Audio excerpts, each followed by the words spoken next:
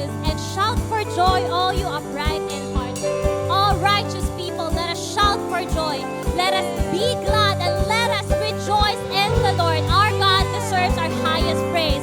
So let us pour out our praise to Jesus. We say, rejoice, rejoice. Let everything that has breath sing it out. Rejoice, rejoice. Let everything that has breath. I was created for a purpose.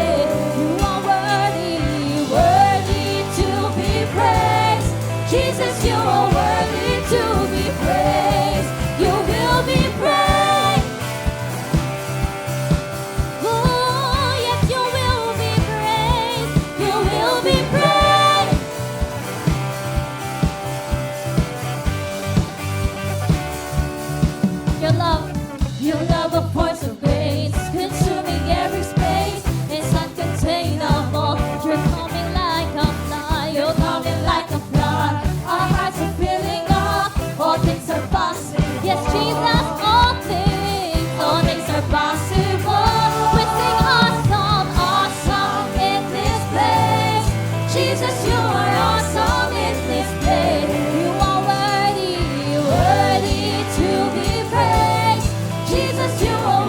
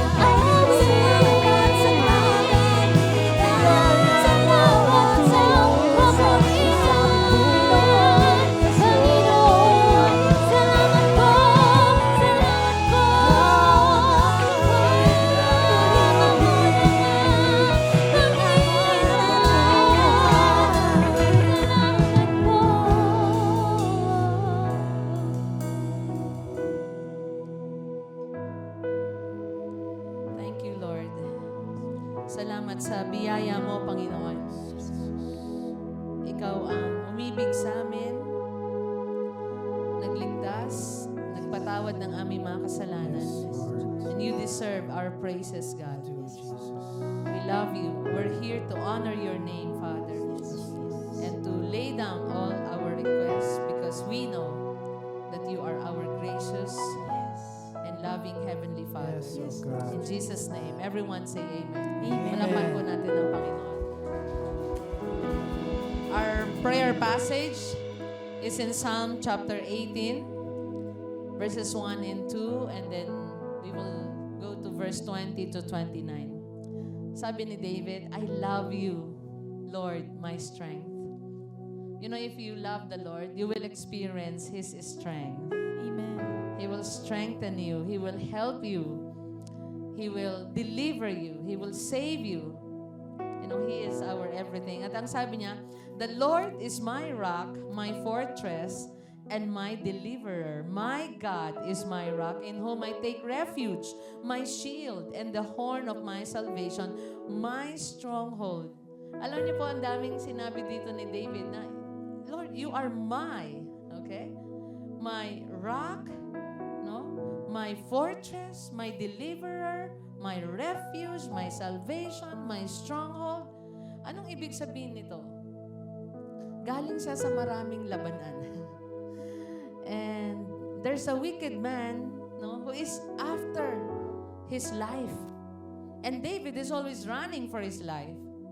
Pero nakita po niya ang pagligtas sa kanya ng Panginoon. He loves the Lord. And he experienced the unfailing love of God. His power. You know why? Let's go to verse 20. One of the reasons, sabi ni David, the Lord has dealt with me according to my righteousness, according to the cleanness of my hands, He has rewarded me. For I have kept the ways of the Lord. I am not guilty of turning from my God. He did not turn away from the Lord. Ibig sabihin, yung David is not perfect. He's not perfect, but he is faithful and obedient to the word of the Lord. Sabi niya, all His laws are before me. I have not turned away from His decrees. Again, he is not a perfect man, but he loves the Lord and His commands, His word. Ang salita ng Panginoon. Meron po siyang tinutuntungan na matibay. At yun po yung commands ng Lord. Sabi niya, you are my rock. Ang salita ng Panginoon at mga pangako niya rin ay matibay nating takbuhan, mapangahawakan. At pag pinanghawakan mo ito, you will stand firm, you will be immovable and unshakable kahit na dumaan ang mga matitinding pagsubok sa buhay. Ang sabi niya, I have not turned away from His decrees. I have been blameless before Him and I have kept myself from sin. You know, if you hide God's word in your heart, you will keep yourself away from sin. Kung malapit ka sa salita ng Panginoon, malayo ka sa sin.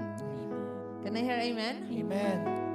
Ganun lang, mababaliktad kapag tayo ay lumayo sa Lord. Mapapalapit tayo sa kasalanan. Pero sabi niya, you know, and have kept myself from sin. The Lord has rewarded me according to my righteousness, according to the cleanness of my hands in His sight.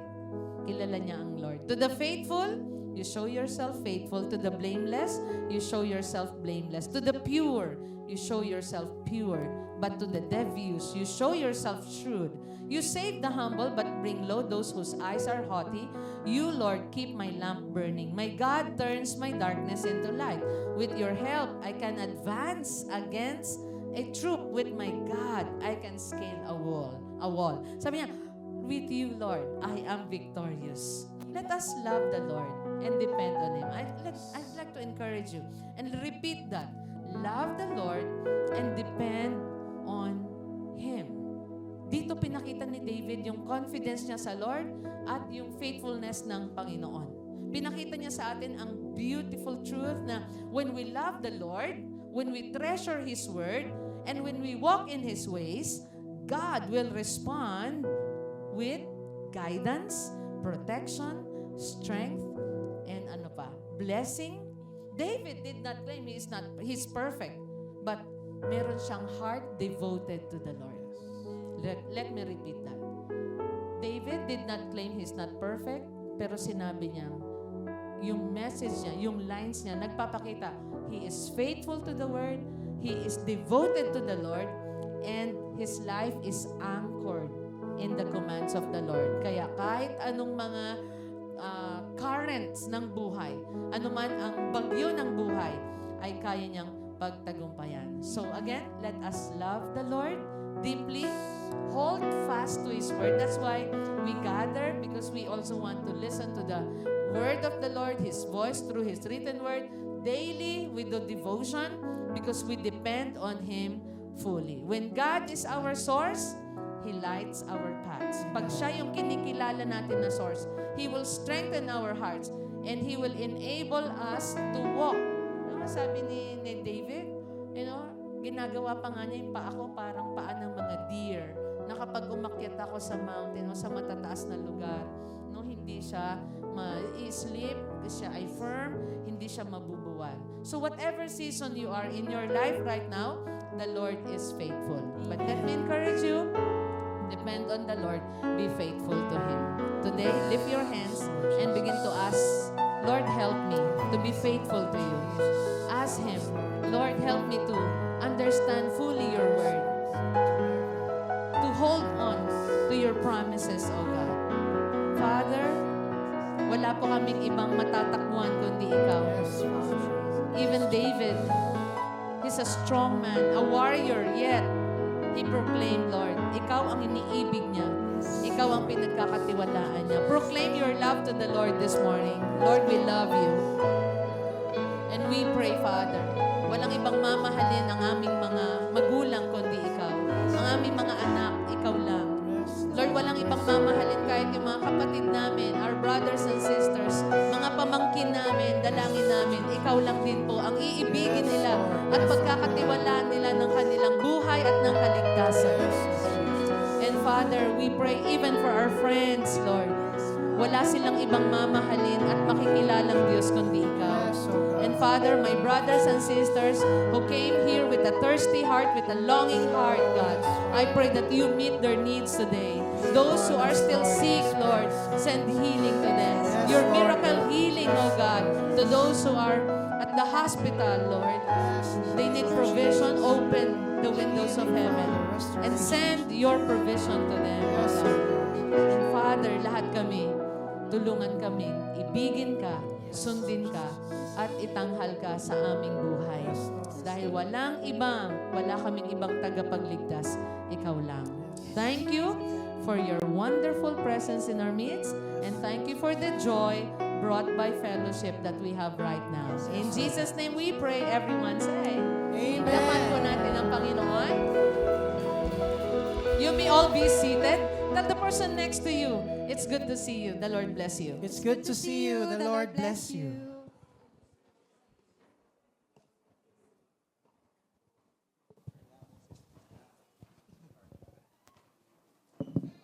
Amen. What a wonderful way to worship the Lord. It's so good to be in the house of God. Amen. Can I hear amen? Amen. So sa atin pong pagbibigay, babasahin po natin ang mga talata mula sa Exodus chapter 18 verse 9 to 12. But let me ask you first, sino po sa inyo dito or sino po sa atin merong father-in-law? Ayan, merong tawag dyan, biyanan. Ayan, o biyanang lalaki. Taas nyo nga po ang inyong mga kamay. Ayan. Do you love your father-in-law? Do you have a good relationship with your father-in-law? Ayan. So makikita po natin dito yung relationship and example ngayon ni Moses, di ba? Ni Moses sa kanyang father-in-law na si Jethro. So, at the verse 9 to 12, sabi po, Jethro was delighted to hear about all the good things the Lord had done for Israel in rescuing them from the hand of the Egyptians. So let me give you a very brief background. Ang nangyari po dito, alam naman natin sila Moses at saka ang Israelites. They had been rescued by the Lord, di ba? Out of Egypt, out of the hand of Pharaoh in a very powerful way. Amen? So, there's so many amazement na nangyari at talagang nakamangha-mangha ang naranasan nila. Amen? So, there was this moment between Moses and his father-in-law, Jethro, na kung saan si Moses, kinukwento niya po lahat na nangyari sa kanyang father-in-law. Have you ever experienced that way? Na meron kang biyanan, tapos nakukwento mo sa kanya yung nararanasan ng buhay mo o yung pinagdaanan ng buhay mo. Most of the time, no, sa Filipino culture, baka na madalas na naririnig nating balita, hindi nagkakasundo ang magbiyanan. Pero dito, ang ganda ng example ng relationship nila, no, na they have this thing, this connection, this relationship, this wonderful relationship that they could connect with each other and share with one another their experiences. So dito sabi, Jethro was so delighted. Marinig lahat na nangyari at ginawa ng Lord sa buhay nila. And he said, sabi po ni Jethro, "Praise be to the Lord who rescued you from the hand of the Egyptians and of Pharaoh, and who rescued the people from the hand of the Egyptians. Now I know that the Lord is greater than all other gods, for he did this to those who had treated Israel arrogantly." Then Jethro, Moses' father-in-law, brought a burnt offering and other sacrifices to God. And Aaron came with all the elders of Israel to eat a meal with Moses' father-in-law in the presence of God. So nakita at na-emphasize po dito na talagang ang ganda ng relationship nila. They made this burnt offering para po kanino? Para sa Lord. At ang nag-initiate po nito ay si Jethro. Ginawa niya po yung pag-aalay upang ipakita sa Panginoon that He's so delightful kung ano man po yung nangyayari sa family niya at sa family ni Moises at sa mga tao at ng mga Israelites that time. So nakita po natin dito na yung paghahandog po ay bunga po talaga ng laman ng ating puso. Can I hear amen? Nakakapagbigay po tayo ng magandang bagay, nakakapag-alay po tayo ng magandang bagay sa Panginoon dahil ito po yung laman ng ating puso. So, let's bring our offering just like Jethro, no, na dinadala niya or dinadalin po natin yung offerings natin sa Panginoon. Kapag, kailan po? Una, kapag may rejoicing. Kapag may victory. Kapag may kasiyahan. Dapat po, merong paghandog sa Panginoon. So, how was our life? How was our family right now? Maybe we're experiencing some hardships, katulad po nung naranasan ng mga Israelites, katulad ng naranasan ni Moises. But they were delivered. They experienced the wonderful hand of the Lord move sa buhay nila. And after that, there's this rejoicing. There's this delightment. Ang saya po ng puso nila. So what they did, walang pagsidlan yung tuwa at saya. Nag-alay po sila sa Panginoon. What made you rejoice this week? Is there something na nagbigay po ng ngiti at saya sa'yo this week? I think that could be the reason why we will bring an offering, why we will bring our tithes sa Panginoon. Amen? So maybe look at the person next to you. Tingnan nyo nga po kung ngingiti siya. Ayan. Sa ngiting yan, may rejoicement yan. May hardship, pero may rejoicement. Dahil sabi nga po ng Philippians 4 verse 4, no? Rejoice in the Lord always. And again, I say, rejoice. So kailangan makita natin, wow, my brother, my sister in Christ, they are rejoicing. Why? Because the Lord made them happy. Because the Lord delivered them. Because the Lord moved in their lives. Amen? So let's bring our offering when there's rejoicement. Number 2, when there's an experience of God's goodness in our family. So kapag nararanasan daw po natin yung flowing goodness ng Lord sa buhay natin, sa buhay ng pamilya natin, therefore, we have to bring an offering sa Lord. So Jethro and Moses and all the Israelites, all the elders, together with Aaron, they bring their offerings before the Lord because their family had experienced the goodness of God. Amen? So it is the Lord who brings good things in our lives. Amen? Can I hear amen? Si Lord po ang nagbibigay ng kabutihan at nagpaparanas ng kanyang kabutihan sa buhay natin. So another question, how good our God is in your life? Have you ever asked sa sarili mo, gano'n ba kabuti ang Panginoon sa buhay ko? Have you ever tried counting His blessings? Have you ever tried listing, name by name, naming every blessing the Lord has given you sa buhay mo? Maybe wala po tayong talaan. Maybe wala po tayong listahan. Kasi ang hirap pong isulat. Bakit po? Ang dami. Sabihin nga po natin, ang dami. Ganon po kabuti ang Panginoon sa buhay natin. Nag-uumapaw po ang pagpapala niya sa atin that it would be so hard for us to count His blessing sa buhay natin. Amen? And number 3, when do we have to bring our offerings sa Panginoon? When there's deliverance from the Lord. So kapag naranasan po natin yung pagliligtas at pagtulong at pagsalba ng Lord sa buhay natin. So God delivered the Israelites, Moses, and Aaron from the Egyptians and of the hand of Pharaoh. Ang description po doon, grabe daw po magparusa si Pharaoh. Grabe daw po magpahirap si Pharaoh. Now, look upon our lives. From where God delivered you, do you still have some hardships? Many hardships in life. Marami pa rin po ba tayong problema financially? Marami pa rin po ba tayong pinagdadaanan ngayon ng mga pagsubok? But God is able to deliver us from those. Amen?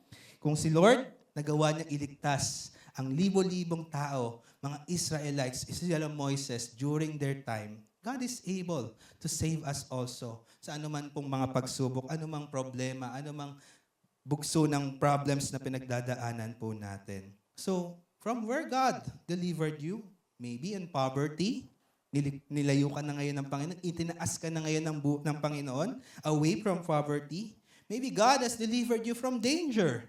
You've been saved from this week. Maybe there would be some kind of accident, but you are spared. Bakit? Kasi andun ang Panginoon, kumilos siya. Maybe from kinds of sickness. Maybe sa community ngayon, maraming nararamdamang sakit, pero ikaw, nananatiling malakas at malusog. From any evil doers, and of course, God delivered us from sin, from shame and its punishment. Kaya po, ito po yung maging laman ng puso natin. Mag-umapaw po yung pasasalamat, yung rejoicing, dahil mabuti po ang Panginoon sa buhay natin. Amen? So let's learn to appreciate what God has done in our lives. Let's bring our tithes and offering to God, for we always experience His faithfulness, His goodness sa ating pong buhay at sa buhay po ng ating pamilya. Can I hear amen? Amen. Sa atin pong pagkakaloob, the red, it is our tithes, the 10%, it belongs to the Lord. So let's bring it back faithfully to our God. Sa atin pong mga offerings, of course, we have the blue. It is for our special projects. All the improvements po ng ating church, dito po natin kukunin. At ang paglago po ng ating church, ay dyan po natin makikita. All the maintenance, nandyan din po. Of course, yung ating brown, it is for our building project. We have our own building, but we have to return anuman pong hiniram nating pondo. Ayan po, para maibalik po natin yung balik pondo natin para sa ating sanctuaryo. So let's bring it dito po sa ating brown envelope. And of course, yung ating white for our missions and benevolence fund. We are being a blessing to other people who are in deepest need sa pamamagitan po na naiipon nating funds po dito sa ating white envelope. So right now, I'm inviting everyone po to stand up and let's pray together. Oh God, you are so good, Panginoon. Hearing those words, Father, the relationship between Jethro and Moises, Panginoon, Lord, alam namin na talagang pinaramdam mo sa kanila that you are the wonderful God that we worship, that you are the faithful God who never leaves us nor forsake us, Lord, sa anumang hardships ng buhay na pwede naming pagdaanan. At alam namin, Panginoon, na ang puso namin, we will all experience that rejoicing, Panginoon. Lord, even in the midst of troubles, even in the midst of any problems, Panginoon, ng buhay, alam namin, Lord, na patuloy po namin mararanasan ang faithfulness mo, ang goodness mo, Lord, na nauumapaw sa buhay po namin. And so, Lord, we will continue to trust in you. We will continue to put our faith in you, Lord God. Even as we bring these tithes and offerings, Father, we know, Father, that it is sealed, Lord, with our faithfulness, with our love, and trust po sa inyo, Panginoon. Muli, salamat po, Lord. And this we pray in Jesus' name. Amen and amen. Let's bring to the Lord our tithes and offerings.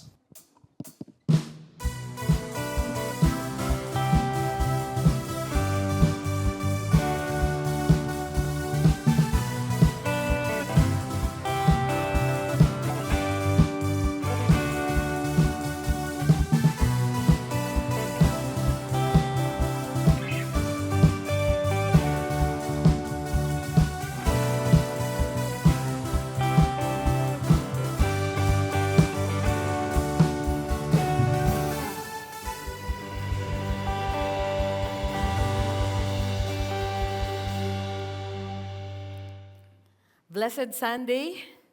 It's the first Sunday of February. Salamat sa Panginoon sa kanyang katapatan nitong nakaraang buwan. At atin pong ituloy ang ating pag-aaral sa Book of John. We will now go back to the Book of John. Last nating pinag-aralan ito noong December 7.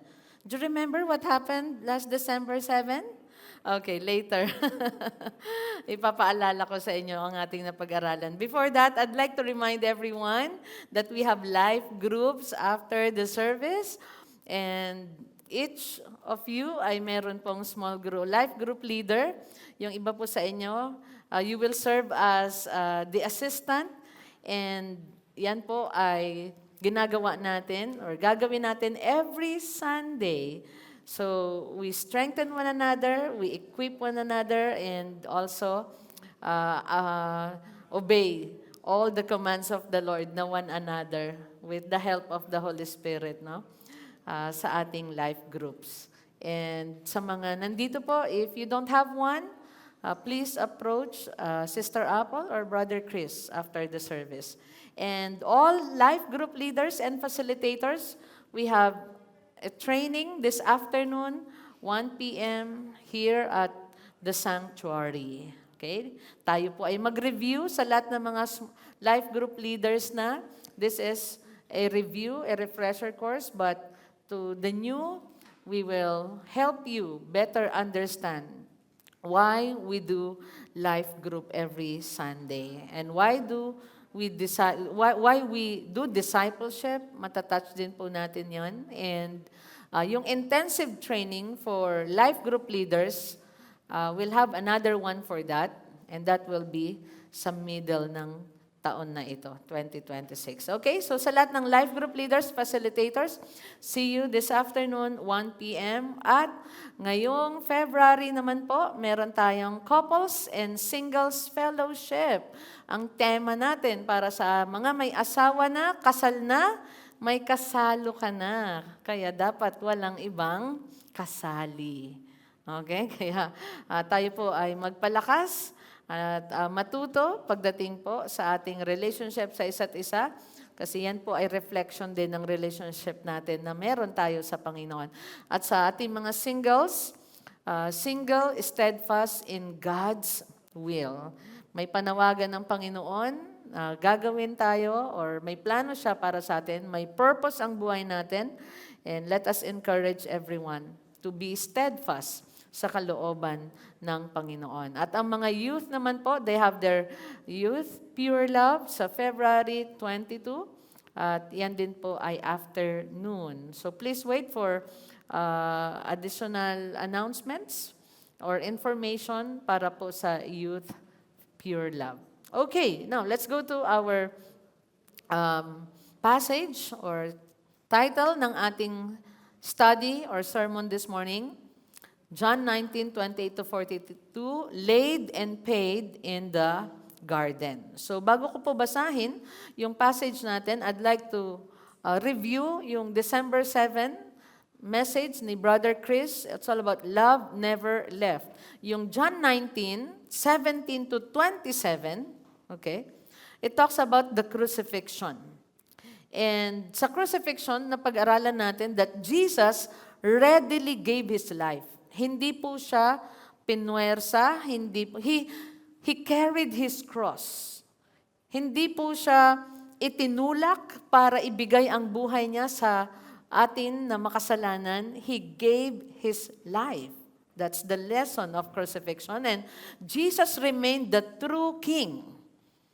Hindi po siya false king, hindi po siya impostor, but He is the true King. Dahil na-fulfill lahat po ng na-prophesy sa pamamagitan niya. And Jesus reconnected the believers. Nung siya ay nasa cross, ano ang binili niya?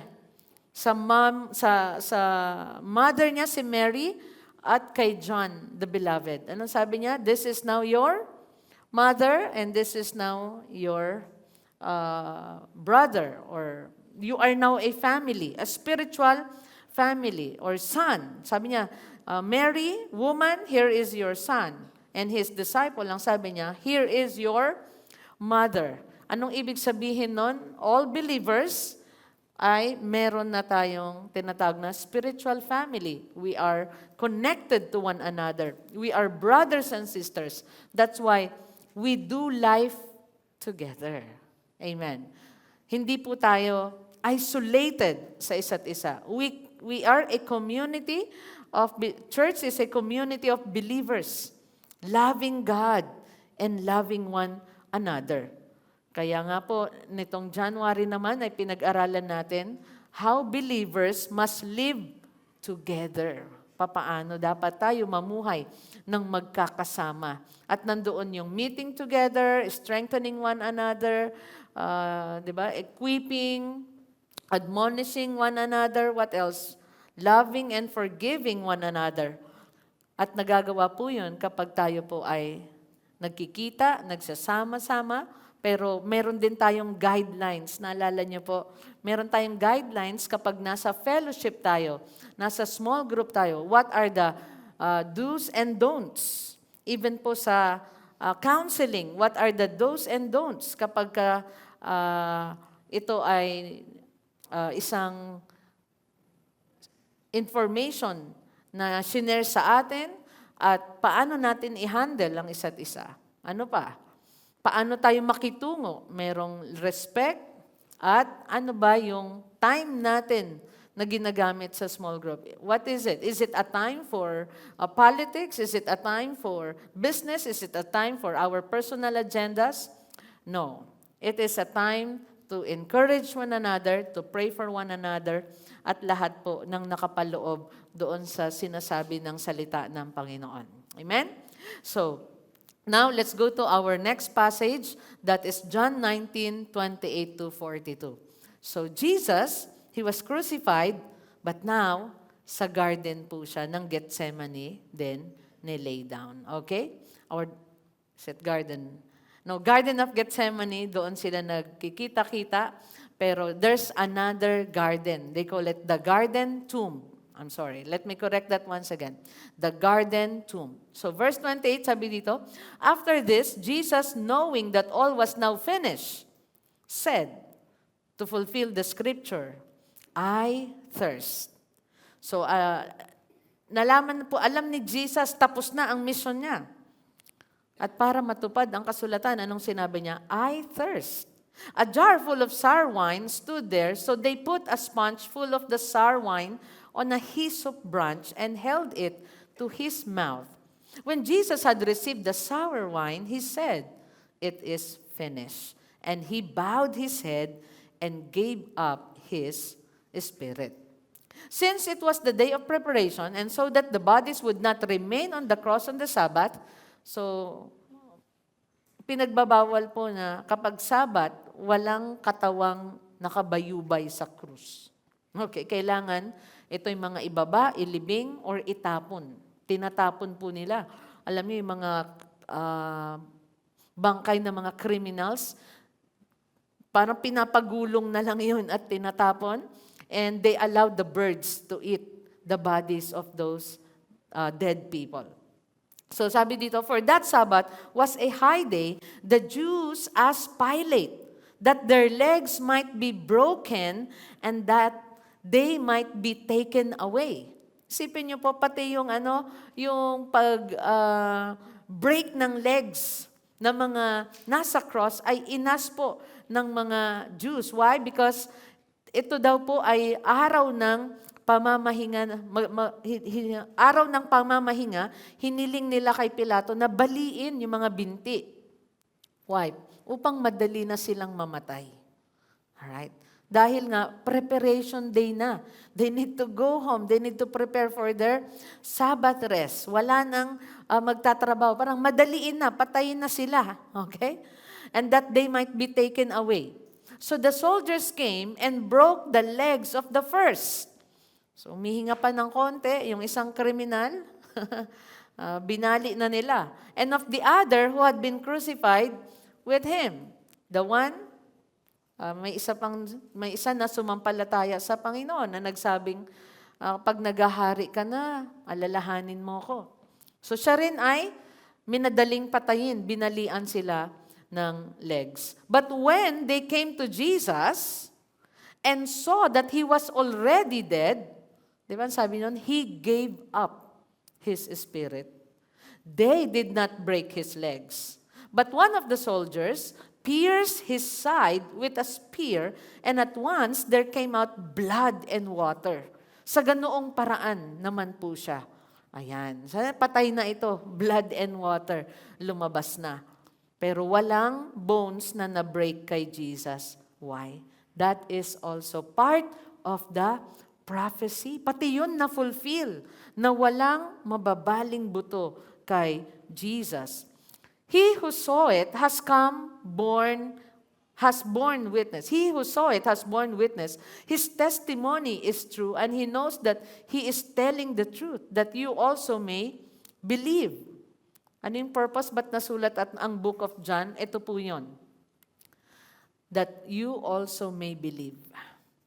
So that sumampalataya daw tayong mga listeners. That's why the book of John was written.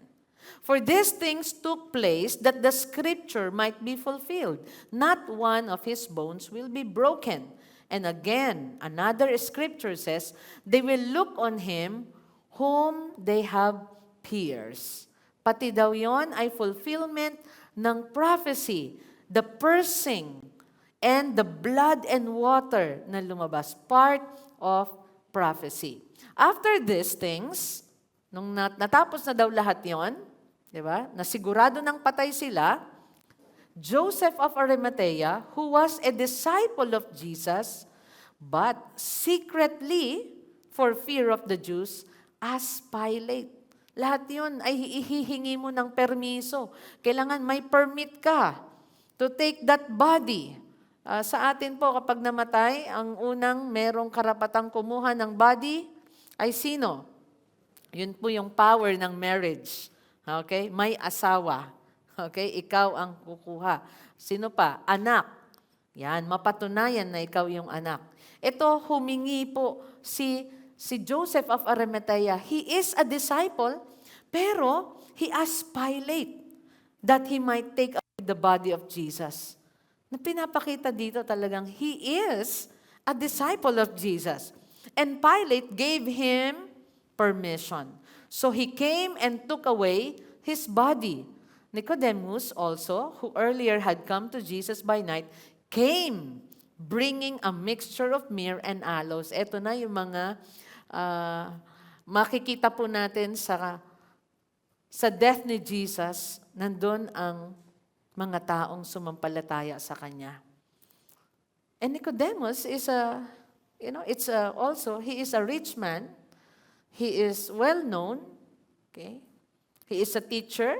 Ang sabi niya dito, pumunta na siya kay Jesus nung bumisita na kay Jesus isang gabi. At nung namatay si Jesus, he came bringing a mixture of myrrh and aloes, about 75 pounds in weight. So they took the body of Jesus and bound it in linen cloths with the spices, as is the burial custom of the Jews. That is the custom. And last verses, 41 and 42, now, in the place where he was crucified, there was a garden. Okay? And in the garden, a new tomb in which no one had yet been laid. So because of the Jewish day of preparation, since the tomb was close at hand, they laid Jesus there. Isang libingan na wala pang inililibing, doon na siya inilibing.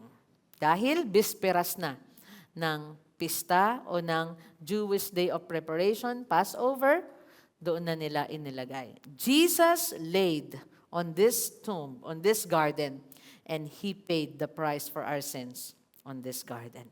Let's bow our heads, let's pray. Father, thank you for the reading of your word. We ask, dear Holy Spirit, that you guide us, you lead us in understanding your word today. And Father, we pray, make us more and more like you, Jesus. Help us to be obedient, to be submissive, Lord, to your will. Oh God, walang iba pa kami, Panginoon, na nais, kundi ikaw sa buhay namin. And Father, help us also to share the love that you have poured out upon us sa pagtatapos, Panginoon, ng aming pag-aaral. May apply namin ang lahat ng ito. Mapapurihan ng pangalan mo. Thank you sa pag-ibig mo, sa biyaya mo. In Jesus' name we pray. Everyone say, Amen. Okay, number 1, man's sin sa cross or sa ginawa ng Panginoong Yesus, sa garden, sa tomb na ito, man was fully paid.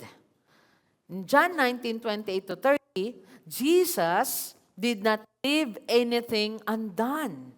Alam niyang tapos na yung mission niya. Okay? Alam niya na ang ibibigay niyang grace or biyaya sa atin ay hindi partial. It is total. Buo ang biyayang ipagkakaloob niya sa atin. Kaya anong nasabi niya dito? It is finished. So let us stop trying to add to what Christ completed. Kung ano man yung kompleto, wag na nating dagdagan. Alam po ninyo, sa pagkain, meron yung masarap na siya as is. Okay? Okay na.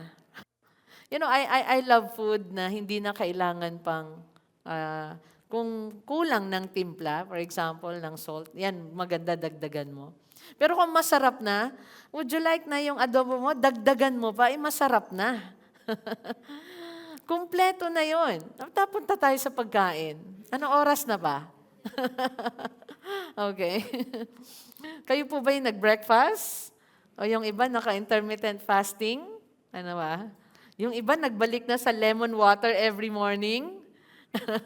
Ay, wala pa? Kailan mo sisimulan? Ha? May 1? Sa Labor Day? Okay. Let's just stop trying to add to what Christ completed. Ang kaligtasan po natin ay hindi Jesus plus good works or plus anything. No, we are saved and that's why we do good works. We don't do good works to be saved. Hindi tayo gagawa ng mabuti para maligtas. Sa mga teenagers natin, sa mga kabataan na nandito, or bata, narinig nyo na yung salitang, magpakabait ka, saan ka pupunta? Pupunta ka sa langit, di ba? Pero walang theological truth po doon. Kailangan natin sumampalataya sa ginawa ng Panginoong Yesus, buo ang biyaya niya. Pero, gagawa tayo ng mabuti dahil sa pag-ibig niya, dahil sa grace niya. Okay? Dahil ang grasya niya ay hindi tinuturuan na lumayo sa kalooban niya, kundi His grace will teach us to do good works. Okay? To glorify His name. Now, let's go to John 19:28-30. Walang balanse na babayaran ang tao sa ginawa ni Kristo. Sabi sa verse 28, after this, Jesus, knowing that all was now finished, said to fulfill the scripture, I thirst.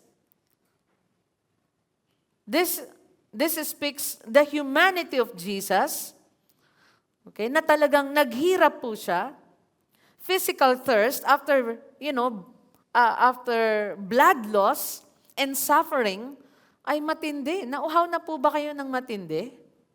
Okay. Naranasan nyo na mag-hike? Or mapunta sa isang lugar, kailangan mong tipirin pa yung water mo. Di ba? Mauhaw ka. When was that, Paul? Nag-hike tayo sa Mount Pinatubo. At nakakauhaw yung hike na yon. Tapos pagdating sa lugar na yun, may nagtitinda ng mga water and soda. 100 pesos. Sabi namin, presyong airport or presyong eroplano doon sa Kalawakan. Okay? So, ganun po. Pero mapapabili ka kasi uhaw ka.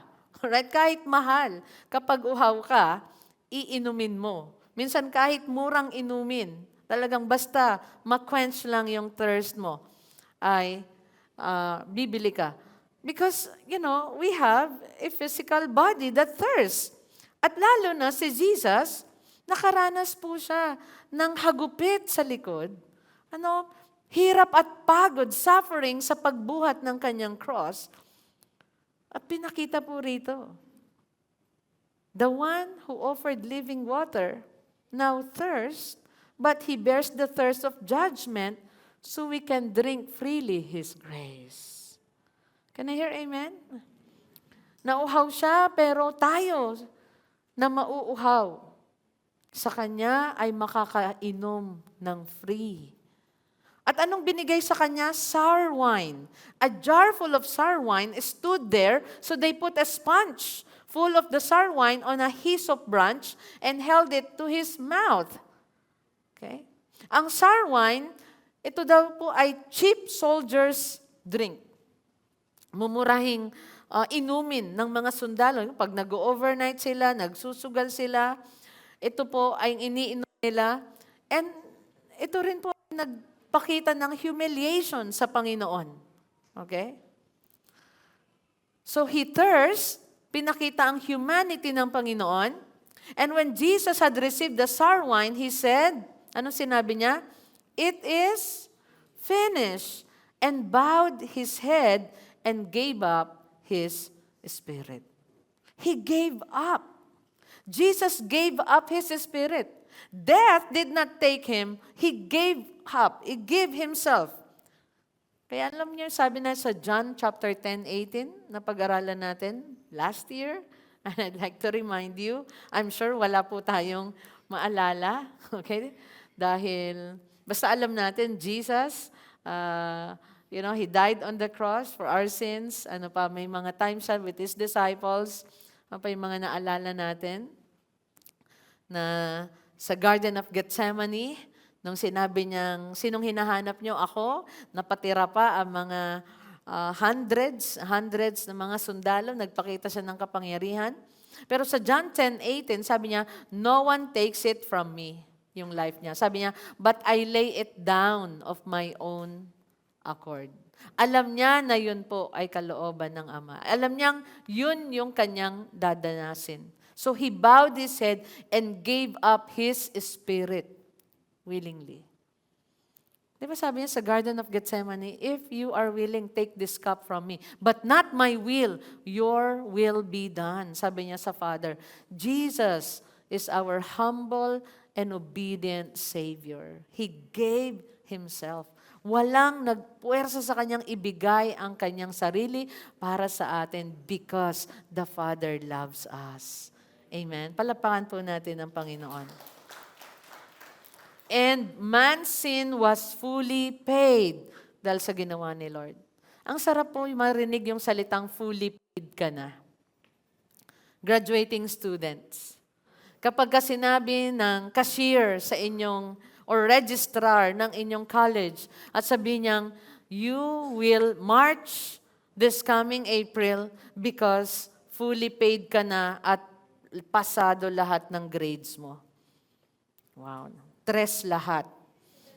Okay. Tas fully paid ka pa. Di ba?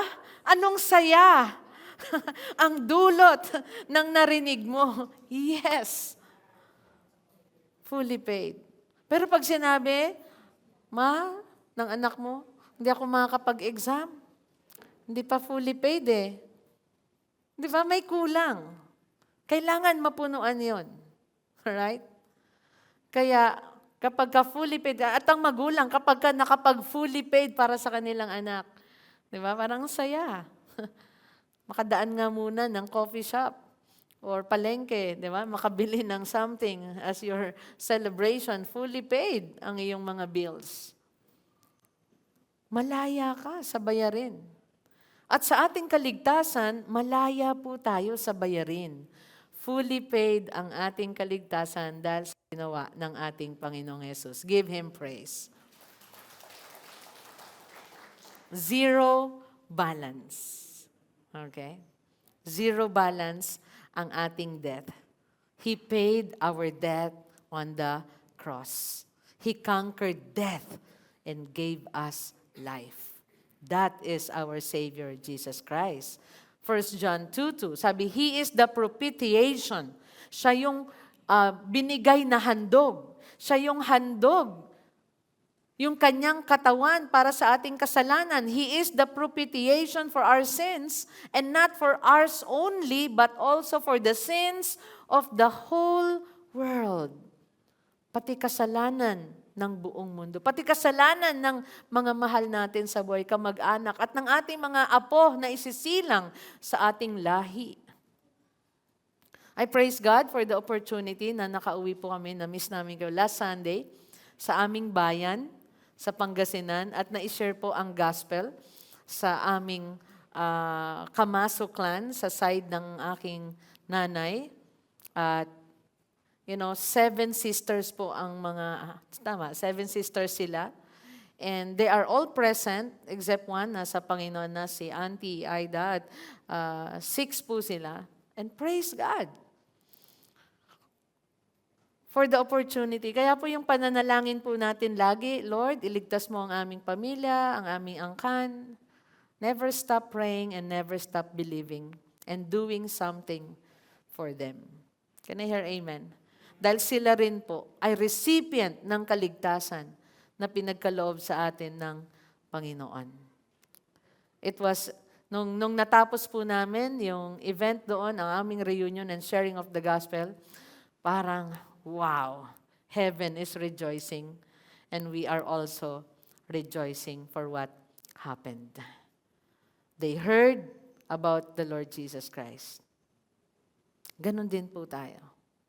Tayo ay recipient ng ginawa niya sa cross, ng paghahandog niya para sa kapatawaran ng ating kasalanan. And for the whole world, so let us not stop believing and sharing the gospel. Dahil marami po sa ating mga mahal sa buhay. Yung iba, bata pa. Yung iba, nag-iedad na. Alam niyo po sa reunion, may kita po ninyo na ikaw ay tumatanda na, sila rin tumatanda na. Sino nakarating sa mga... Yeah, right? And minsan tayong dadaan sa mundong ito. Ito yung katotohanan na kailangan nating matutunan at maipamahagi sa ating mga mahal sa buhay. Ephesians chapter 1 verse 7, in Him we have redemption. Siya ang tumubos. Ibig sabihin, may naisanla. May kailangan bayaran ang ating kaligtasan. In Him we have redemption through His blood, the forgiveness of our trespasses according to the riches of His grace. Fully paid ang ating kasalanan sa Kanya. Niredeem tayo, tinubos tayo. Pag tinubos, tayo'y naging Kanya. Di ba? Kung sino po ang tumubos ng nakasanla, ibig sabihin, Kanya yun. Naging pag-aari tayo ng Panginoon. Naging anak tayo ng Diyos because of what He has done. There is redemption. And that's why we have a loving Heavenly Father. And we are His children. And we are brothers and sisters here. We have a spiritual family. Amen? These are beautiful truths. Merong kapatawaran, merong kaligtasan, pero kailangan po nating sumampalataya sa Panginoon. Number 2, what happened in this garden tomb? The lamb was truly slain. Okay? So number 1, He paid the full amount, the full price for our salvation. Sa mga anak natin, ituro natin yan, sa mga apo natin. And ito po, the lamb was truly slain. Ito po'y nagpapakita na talagang ang Panginoon ang nagbayad. And we can fully trust Him. And let us trust Jesus who truly died for our sins. Alam niyo po, sa courtroom, ito yung mga language eh. Pag nasa korte ka, yung verdict, payment, evidence, ayan yung mga salita pag nasa courtroom tayo. At dito pinapakita po na si Jesus yung nagbayad ng payment, ng verdict, may evidence, okay? Na siya talaga ay inilibing, siya ay namatay at inilibing. Kaya ang ating pananampalataya, hindi po siya based on emotion or emotionalism. It is grounded with truth. And we can trust a Savior who died and rose again. Sinong Savior ang pagkakatiwalaan mo ng kaligtasan mo? At meron pong evidence. Let's read John 19:31. Kaya sinabi ni John dito, no, na talagang nasulat ito. Kasi na-witness po nila. There are witnesses. Many witnesses. So sabi niya, since it was the day of preparation, and so that the bodies would not remain on the cross on the Sabbath, for that Sabbath was a high day, the Jews asked Pilate that their eyes might be broken and that they might be taken away. Isipin niyo po, pinatunayan dito na talagang patay si Jesus, hindi man siya binalian ng legs, pero tinusok ang kanyang tagiliran upang dumaloy ang blood and water.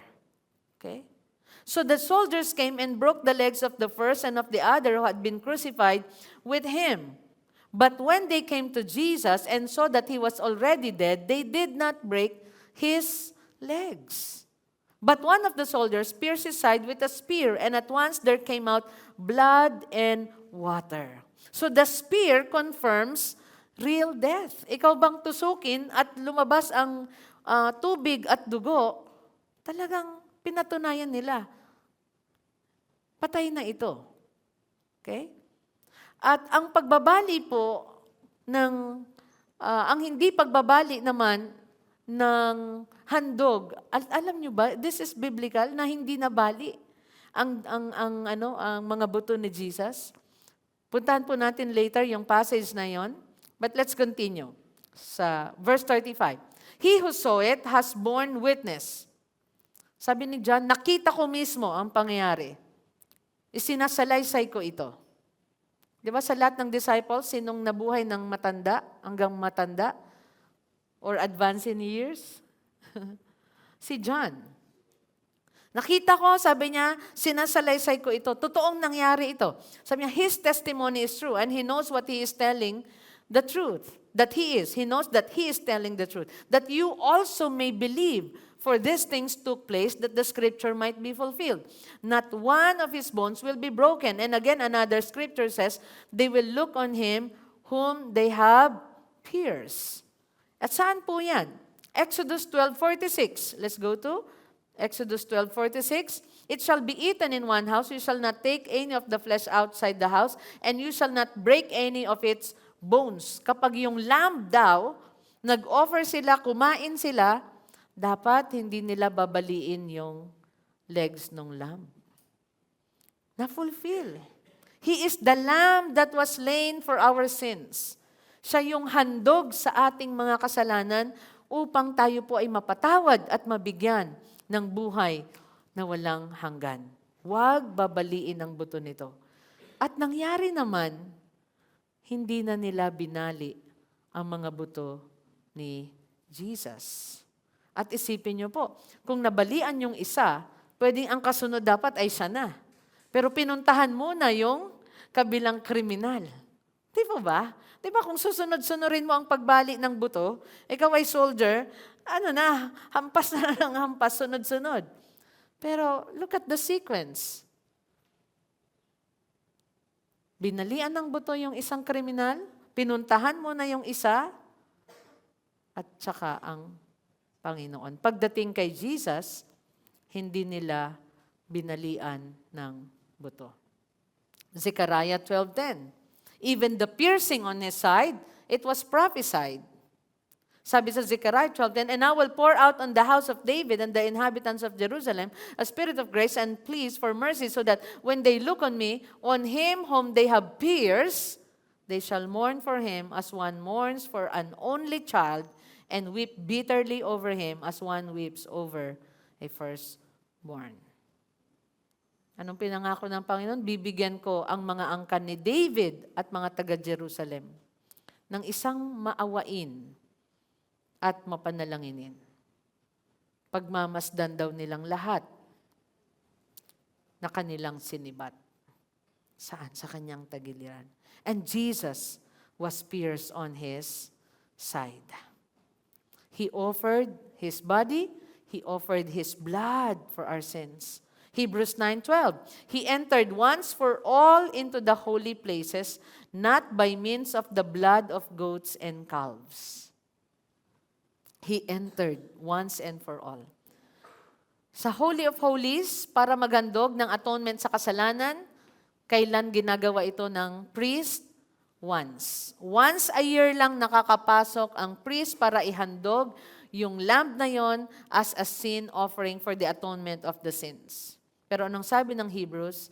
He is our high priest. The last high priest, and He is our high priest forever. Wala na. Hindi ko po ako kukuha ng handog, tas dadalhin sa altar at sabihin ko, itong handog na to para mapatawad tayong lahat ng kasalanan. Kaya diba minsan may mga nagsisimba, tara punta tayong church, baka sakaling mapatawad tayo. Or ano pa, mabawas-bawasan man ang ating kasalanan. Kay Lord hindi nagbabawas-bawas kasi fully paid yung ating kasalanan. Can I hear amen? Sa papaanong paraan siya pumasok? Not by goats and calves. Hindi nagdala si Jesus ng goats and calves. Sa garden tomb, hindi naglagay doon ng mga goats and calves. No, His body, His own blood, thus securing an eternal redemption. At ang ating kaligtasan, it is eternal. Eternal redemption. Yung pagtubos sa atin, sa mga kasalanan natin, magpakailanman. Di ba anong gusto ng tao? Isang kailangan ng tao, security. Seguridad. Kasiguraduhan. At wala na po pong sisigurado dito sa ating kaligtasan. Jesus paid it fully, and the lamb was truly slain in the garden because He gave Himself freely for us. Palapakan po natin ang Panginoon.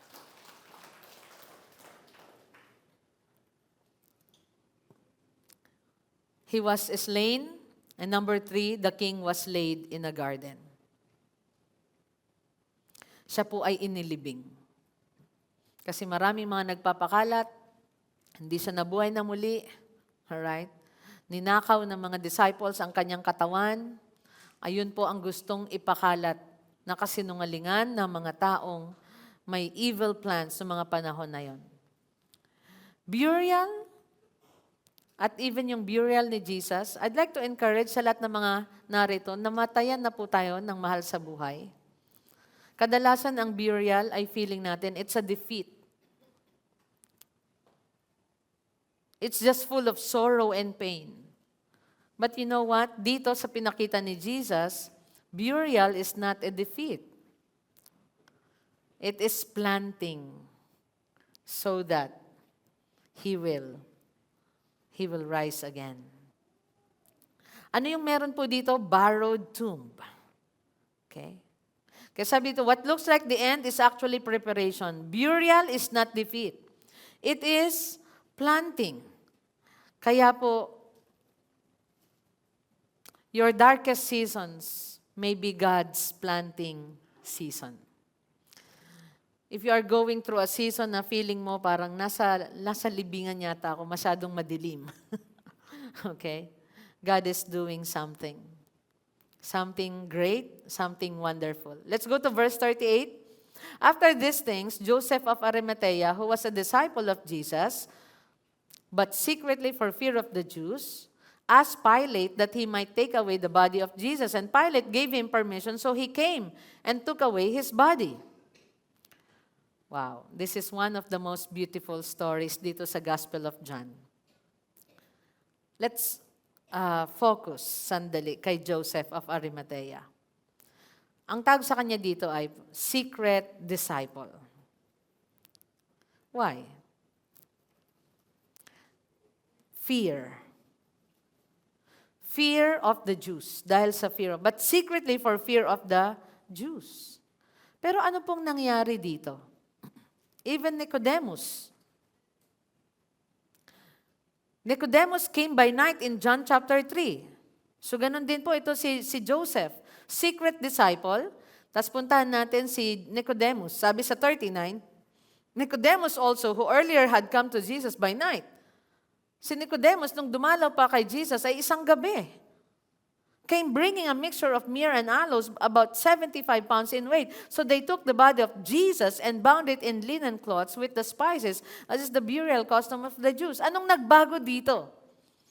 Secret disciple, si Nicodemus, nung dumalaw, kailangan gabi, walang makakita, Pero what happened here? Nagbago. They now come in daylight. Andun na.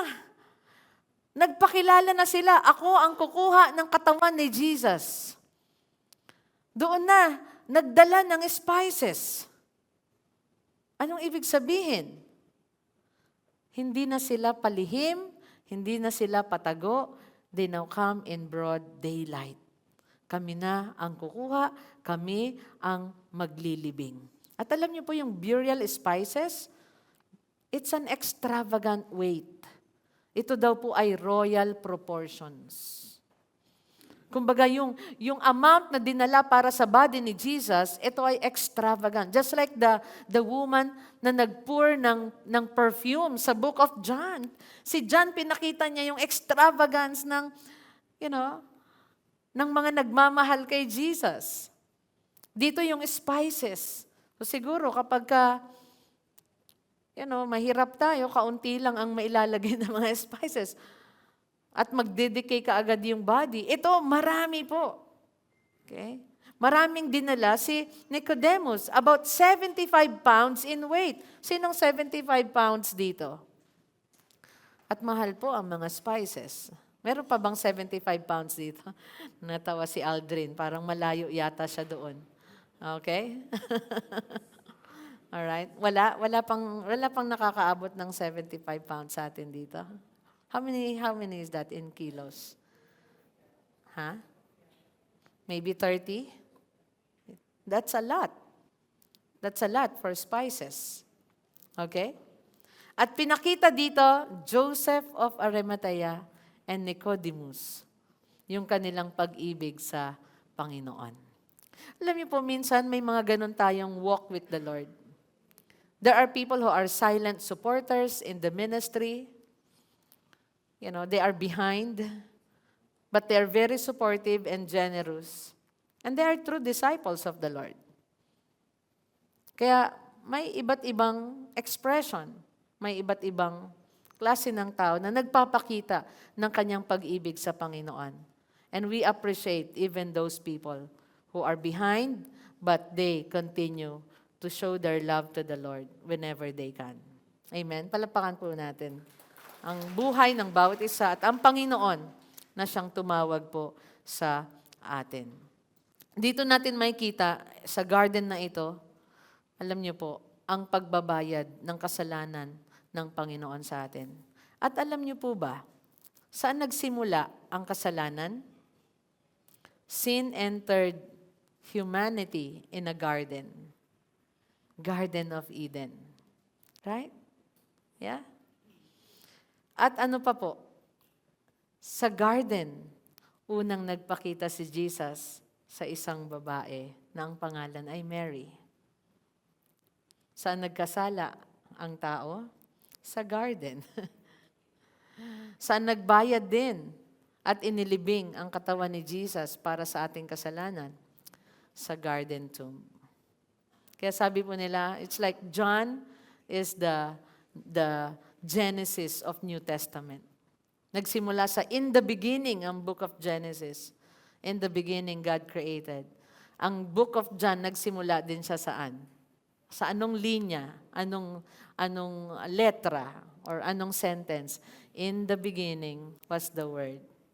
And the Word was with God. And the Word was God. Inawit pa yun ng ating choir nung Christmas. We are looking forward for Christmas candlelight na 2026. What was lost in a garden is being restored in a garden. At nakita natin, 2 disciple, matindi ang pagpapakita ng pag-ibig nila kay Kristo. You know what? If you are a true disciple, extravagance is nothing. You are willing to offer whatever you have for the Lord. Can I hear amen? Have you experienced offering a certain amount to the Lord? It's like it pierces your heart. Or you are just full of joy dahil alam mong this is for the Lord. Don't hold back. Continue to love the Lord. Continue to show Him your dependence and your thanksgiving. Pasalamatan natin lagi siya sa ating paglapit sa Kanya. They are secret disciple, but not anymore. They express their love to the Lord in extravagance. Verse 41. Now, in the place where He was crucified, there was a garden, and in the garden, a new tomb in which no one had yet been laid. Kaya ang ganda po na pag nakita tayo ng garden, naalala natin. The sin entered in the garden, but it was also paid in the garden. And we have a garden dito na kung saan dyan naman magre-resurrect. Mawa-water baptize. Okay? Magsusuko ng old self. Symbolizes resurrection through Jesus Christ. And that is our garden water baptism. Mga puro bakal pa ngayon at semento. Pero magkakaroon din yan ng maayos na itsura. Amen? That's our next project, by the way. Okay, now, ang sabi dito, no one had yet been laid. Napakahalaga na wala pang inililibing doon sa garden tomb. You know why? Kasi pwedeng gamitin yun na hindi, patay siya. Andyan ang mga buto. Kaya yung mga detalye ng pagre-record nila John, ay napakahalaga upang tayo po ay patuloy na sumampalataya. Na He died but He rose again. May evidence. Sinusulat niya dito. Yung evidence na He died, no one had yet been laid there. So because of the Jewish day of preparation, since the tomb was close at hand, they laid Jesus there. Bisperas na ng pista. Malapit lang yung libingan na yon, sabi niya, dito na natin ilibing. Tapos wala pang naililibing dito. And because of what happened, sins are fully paid. At sa John chapter 20, mapag-aaralan po natin na ang Panginoong Jesus ay nabuhay na muli sa garden. Nagpakilala siya. He is the resurrected Christ. Can I hear amen? Kaya po, this morning, let me encourage you once again. Sumampalataya tayo sa Panginoon. Dalhin natin ang ating pamilya sa Kanya, ang ating mga kaibigan, mahal sa buhay. Dahil wala pong ibang tagapagligtas kundi siya lang. He was slain. He was laid on the garden dahil ang tao ay nagkasala din sa garden. Romans 4:24-25. Tayo rin ay itinuturing ng Diyos na matuwid kung sumasampalataya tayo sa Kanya na muling bumuhay sa ating Panginoong Hesus.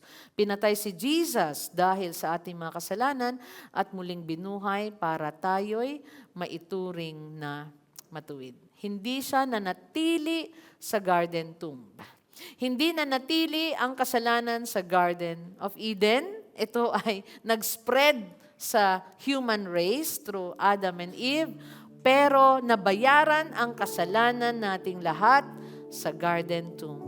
And what we need to do? Kung sasampalataya tayo sa Kanya. Sabi niya, kung sumasampalataya tayo sa Kanya, na muling bumuhay sa ating Panginoong Jesus. Let us believe the plan of the Father. Yung kalooban ng Ama. He gave His Son, Jesus Christ, to die on the cross. He was buried, okay, on a garden tomb, and He rose again upang tayo po ay mabiyayaan ng buhay na walang hanggan. Now that you know your sins are fully paid. And it's good to know, right? Fully paid. Secure ka. Minsan may takot tayo. Magbiyahe, may takot tayong harapin ang kinabukasan, takot tayong tumanda, takot tayong magkaroon ng karamdaman. Huwag tayong matakot sa mabayan na pag-aralan natin yung mga karaan. You know, we have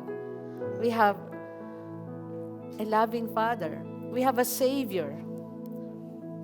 And it's good to know we are saved. You are secure. Ano man ang mangyari sa buhay po natin, we have eternal life in Christ. And this spiritual family, our home is heaven. And now that you know your sins are fully paid, who are the people around you who need to hear this so they may be saved? Sino pa?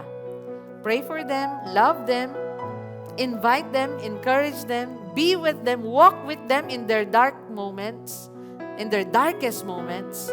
Be a blessing to them. but in your own personal way, how can you be a blessing to them? And just like Jesus, He came to serve, not to be served. Let us also go out to serve and be a blessing to others. Amen? Before we partake our communion, let's sing this song. Remain seated as the communion elements are being served.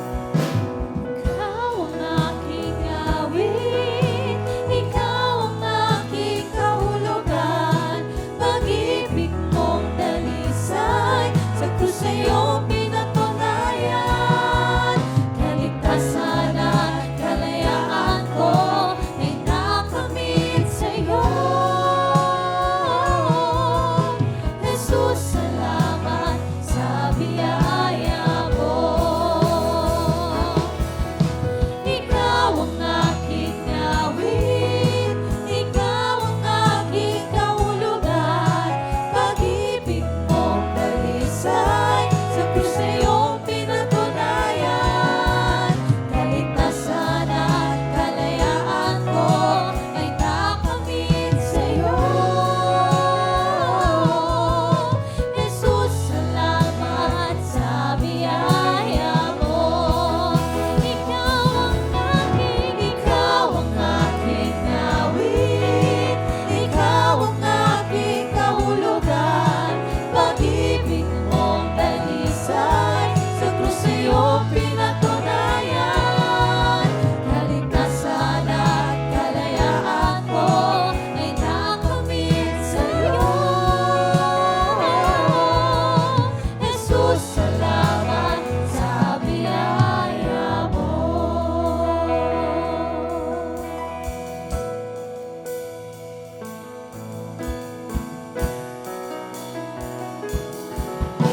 Ikaw ang aking awit, ikaw ang aking kahulugan, pag-ibig mong dalisay, sa krus iyong pinatunayan, kaligtasan at kalayaan ko ay nakamit sa'yo. Jesus, salamat sa biyaya mo. Ikaw ang aking awit, ikaw ang aking kahulugan, pag-ibig mong dalisay, sa krus iyong pinatunayan, kaligtasan at kalayaan ko ay nakamit sa'yo. Jesus, salamat sa biyaya mo. Ikaw ang aking awit, ikaw ang aking kahulugan, pag-ibig mong dalisay, sa krus iyong pinatunayan, kaligtasan at kalayaan ko ay nakamit sa'yo. Jesus, salamat sa biyaya mo. Let us all stand. Hold your bread and your cup and repeat this prayer after me. Lord, Lord, this bread This bread represents your body represents your body broken for me. that was broken broken for for me. You offered your body to You God offer your body to save me to save from all unrighteousness all unrighteousness and heal me and heal me from all my from diseases. all my diseases. Because of what you've done, Because of what you have I am saved. I am saved. I am healed. I am healed. You are my Savior, My Savior, my God and my King. my God and my King. Amen. Amen.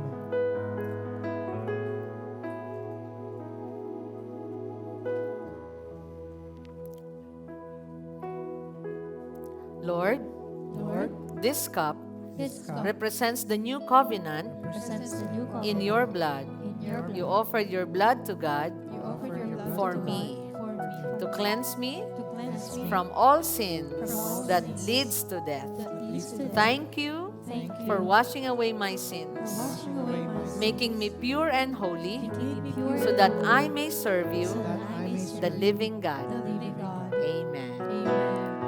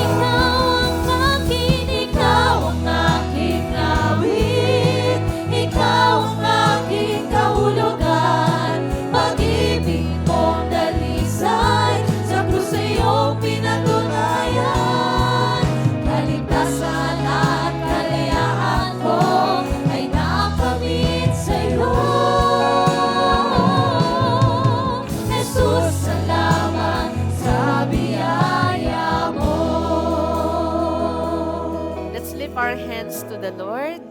Thank you, Lord, for everything that you have done in our hearts and minds this morning. Yes, Jesus. Thank you for making us more and more like you, Yes, Jesus. We love you. And Lord, we want to honor you in our lives. Samahan niyo po kami sa buong linggo, sa lahat ng gagawin, pupuntahan namin, meetings, Lord, sa trabaho at pag-aaral, Yes. saan mo man kami, Panginoon, itinanim mo, inilagay, maging pagpapala po kami, maging encouragement po kami ng mga taong nakapaligid sa amin. At gawin niyo kaming matatag sa lahat ng klase ng pagsubok. Yes, Jesus. Thank you, God, for your word. The Lord bless you and keep you. The Lord make His face shine on you and be gracious to you. The Lord turn His face toward you and give you peace. In Jesus' name. Everyone say, Amen. palakpan po natin ang Panginoon. Thank you. Please meet with your life group. Be a blessing.